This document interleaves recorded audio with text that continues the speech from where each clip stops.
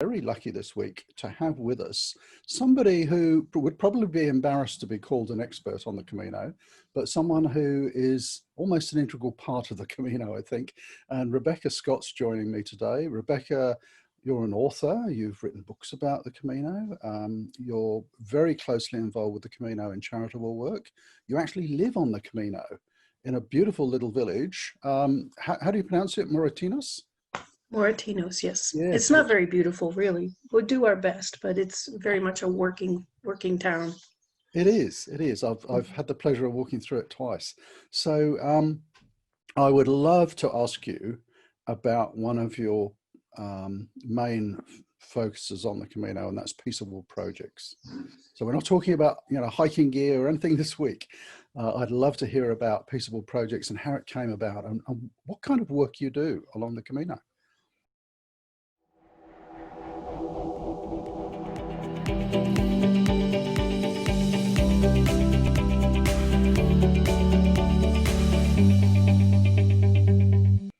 Okay, well, my husband and I, my husband's English, his name's Patty.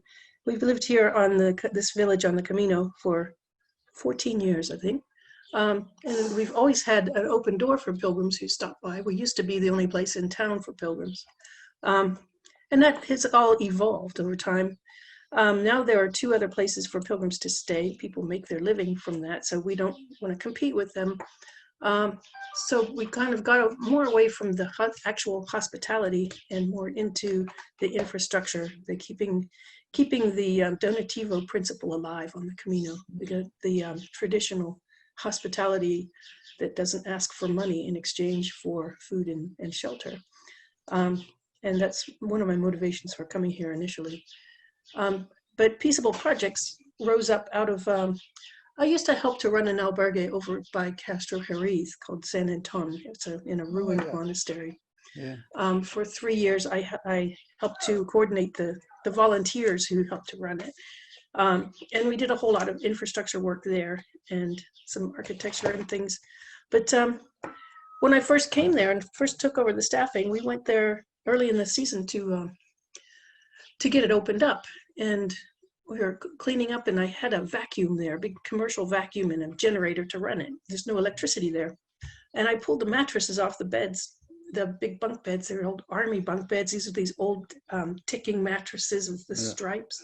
Yeah. And I was vacuuming them very carefully, getting all of that crud off of them. And they were falling apart in my hands. They were rotten. They were opening up along the seams and the stuffing was coming out. They were just done. There was no hope for them. And we were opening in 4 days. Oh. And the mattresses were done. And I thought, what will we do? Where do we get mattresses for all these beds? There were 12, I think. So I went online. And all the contacts I had online, within, I think, 24 hours, we had 1,200 euros to buy 12 new mattresses. Wow. And I was quite taken with that, the fact that people were so ready to help out when the need was so apparent. And I started doing that a bit more when I found a need along the Camino. I'd ask for some money and boom, boom, it would come in so fast. And my son is a lawyer in the United States. He told me this is going to create a tax problem for me. So he said, we'll create a nonprofit for you. And he did, God bless him. And so we became incorporated as a nonprofit in Massachusetts, where he works outside Boston. And the Peaceable Project was born. We only had about 3,000 euros in the bank, but we used that for urgent needs on the Camino. There's lots of very, very popular and very effective groups that raise money in the US and Canada and other places for the Camino's needs, infrastructure needs, but these were more aimed for the emergencies that can't wait for the board meeting and can't wait for that application process. So that's how it was born. And this has been 4 years ago, and we've done a whole lot of projects since.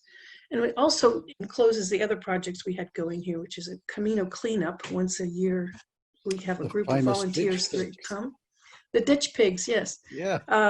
And this way we can ask people to help support ditch pigs and buy us our plastic bags and our litter wagons and pay for our gas, and we spend a week picking up trash in the wintertime. That was that was our first real project, was the litter pickup. We've been doing that for more than 10 years now. And actually, that's probably a good time to remind people who've never walked a Camino, please don't throw your trash everywhere because there's so much of it and it's really unsightly. Yeah, I mean, carry your stuff out, folks. And that includes your bodily waste. You don't figure something out to do with that. Anyway, the other more visible project we have is the Memorial Grove outside Astorga. When we memorialize the pilgrims who die along the Camino, and people like to put up memorials along the trail, but those are very easily destroyed or vandalized or just fall away. And this way, there's a more permanent place that is cared for by the city. It's kind of struggling along. I live too far away from Astorga to really keep a close eye on it, but it's there too for people who lose a loved one. They can have a permanent little plaque to memorialize their loved one, and it will be cared for and not abandoned along the way. Yeah, so it's a beautiful place to stop. I stopped there a couple of years ago. There's a little chapel there too. We can we have the blessing of the local bishop, and we can arrange to have memorial services or masses said there. So it's kind of a full service place, but we're struggling with getting the word out and with working with the city there. Every time the council changes hands, we have to renegotiate everything. So oh, really? It's a challenge. It's an ongoing challenge. Does the local council not want it there, or don't want to? No, they're really very supportive, but they all have their own ideas or the complete lack of awareness of it. It's a challenge. I really wish somebody would rise up to take it over for me, but I guess I just have to keep praying for that one. Now we should, before I forget, we should put a link down below this video, and we might show a few screenshots from your website, Peaceable Projects, and there's a link on there where people can actually donate. I guess the whole point of this is that any donations are going to donativo projects, so that's all not-for-profits. So it's these albergues and so on that survive just on people's sponsorship, and also, you know, upkeep of the grove and helping clean up and so on. So I mean, it's fantastic work that you do. What are some of the projects that you have in the pipeline? Or are they really just emergencies? People always ask that. But we never know. Our whole ideal is to be there when something blows up. So we don't know what's coming down. We do have some larger infrastructure things. Last November, we found out that the big convent albergue in Salgoon, which is right outside my back door, is needed a completely new plumbing system, or they were going to be shut down. That was miraculous. People came out of the woodwork to give money to that.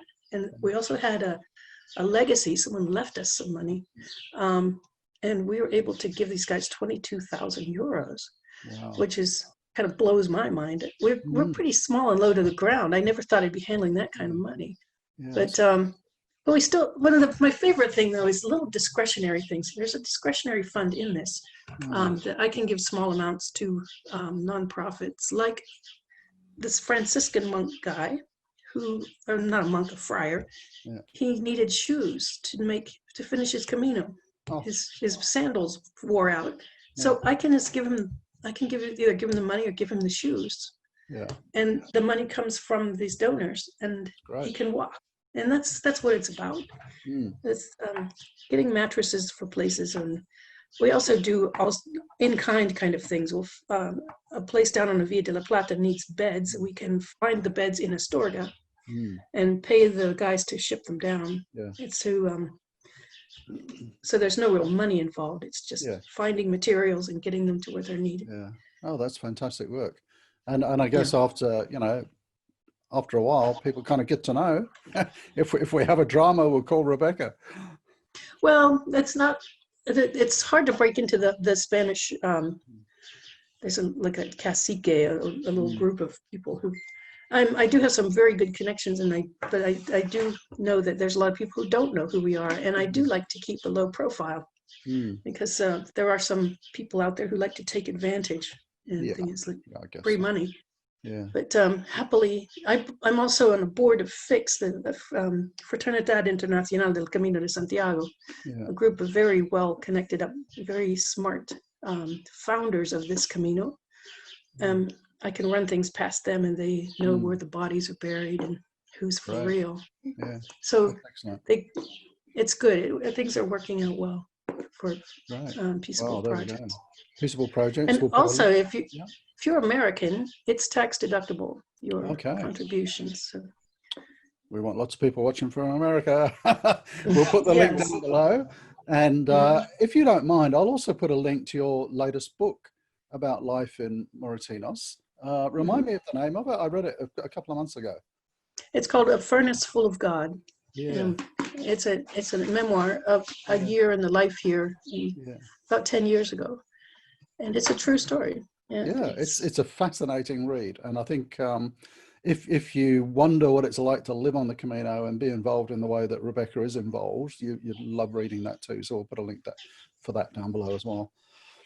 Excellent. So Peaceable Projects, don't forget it. Check it out. So thank you for joining us this week, Rebekah, and thank you for watching. If you enjoy the conversations, the chats on this channel, do think about subscribing. Hit that bell button and you'll get notified every time we have a new video coming out. And they come out every Wednesday. Thank you for joining us, Rebekah. We'll have to have another chat very soon.